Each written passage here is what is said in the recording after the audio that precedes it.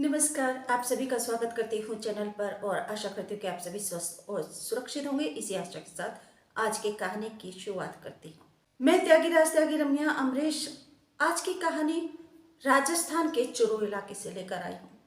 एक घर में अचानक आग लगना शुरू हो जाती है। यह आग रहस्यमयी होती है।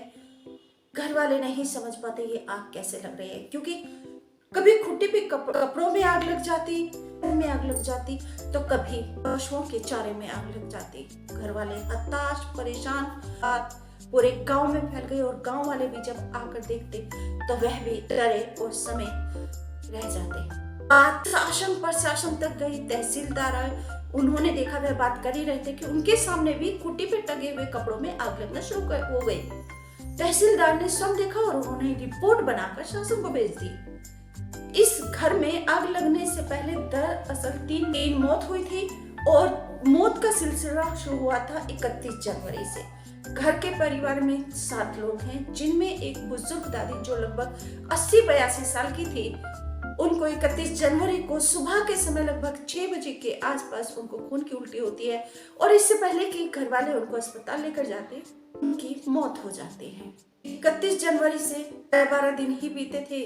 फरवरी को घर में एक छोटे बच्चे की जो 4 साल का गर्भित, उसकी मौत हो जाती है। उसको भी पेट में दर्द हुआ, खून की उल्टी हुई और घर वाले कुछ समझ पाते अस्पताल लेकर जाते, उसकी भी मौत हो गई। अब ये सिलसिला यहीं नहीं रुका, बल्कि 28 फरवरी को लगभग 15 दिन के बाद घर के बड़े बेटे जो लगभग 7 साल का अनुराग था, ये भी मौत हो गई। आस के इलाकों में आग की तरफ फैल गई। 28 दिन के अंदर 3 मौत और फिर घर में रहस्यमयी आग का लगना। तो घर वालों ने, गांव वालों ने मिलकर जो घर के अंदर सामान था उसे भी निकाल के बाहर रखा और 2 ट्रैक्टर के ऊपर, ट्रॉली के ऊपर 2 टंकियां फिट की और पानी की स्प्रे करने की व्यवस्था की ताकि आग लगे तो उसे बुझा दिया जाए। पुलिस की एंट्री होती है इस केस में, पुलिस आती है तो गांव वाले और वहां पर जो लोग उपस्थित थे वे पुलिस के ऊपर भी हमला कर देते हैं, लेकिन फिर भी पुलिस अपने काम में लगी रही। घर के अंदर सीसीटीवी कैमरा लगाया। 3 मार्च को सीसीटीवी कैमरा लगाया तो एक बात यहाँ पर चौंकाने वाली है कि सीसीटीवी कैमरा लगने के उपरांत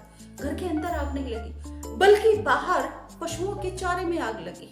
फिर 5 मार्च को घर के जो कैमरे का डीवीआर था उसी में आग लग गई। अब पुलिस जो सबूत जुटाने का प्रयास कर रही थी इन सब चीजों के पीछे, उसके हाथ खाली के खाली रह जाते हैं। अब पुलिस करे तो क्या करे? अब पुलिस ने एक ट्रिक सोची, क्योंकि हिंदू रीति रिवाज के अनुसार जो छोटा बच्चा होता है, 4-5 साल तक का बच्चा होता है, उसे जलाया नहीं जाता बल्कि उसको दफनाया जाता है। ऐसा ही इस केस में हुआ। भूप सिंह का छोटा बेटा गर्वित जो लगभग 4 साल का था, उसको दफनाया गया था। तो पुलिस ने डीएम से रिक्वेस्ट करके एप्लीकेशन परमिशन ली गर्वित की बाहर निकालने की और उसकी फोरेंसिक जांच कराने की। उन्होंने परमिशन दे दी। पुलिस ने उसको जो बिसरा आया था उससे जांच के लिए भेजा, फोरेंसिक टीम को, एफएसएल टीम को भेजा और उसकी जो जांच आई, जांच में आया कि गर्वित की मौत एक जहर देकर हो गई थी।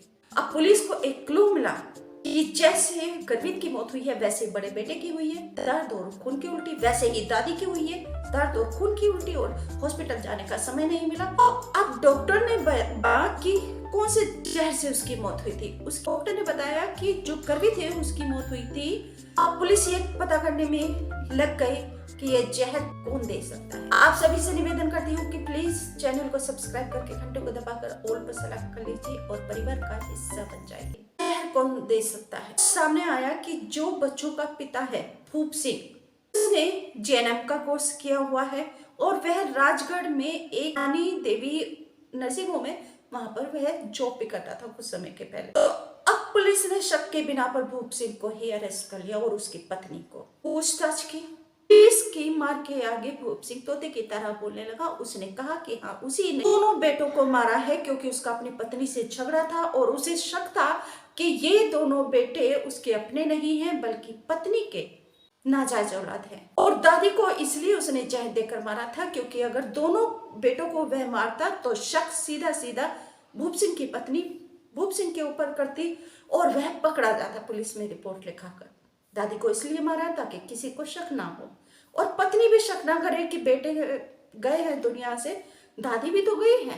तो तो भूप सिंह ने इतनी चालाकी मक्कारी, जो कि घर का मुखिया है, घर में 7 लोग हैं और 7 लोगों में पिता तो है नहीं, भूप सिंह के माता है कस्तूरी देवी दादी, जो लगभग 82 साल की, जिनकी मौत हो गई, माता है संतोष और पत्नी है, 2 बच्चे हैं और भूप सिंह स्वयं। 7 लोगों के परिवार में भूप सिंह ने सारी साजिश रची।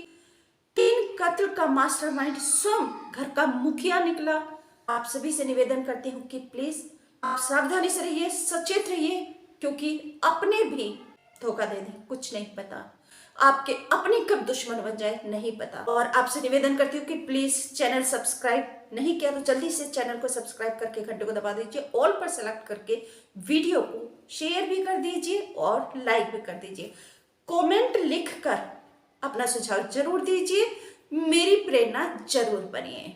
नमस्कार, थैंक यू।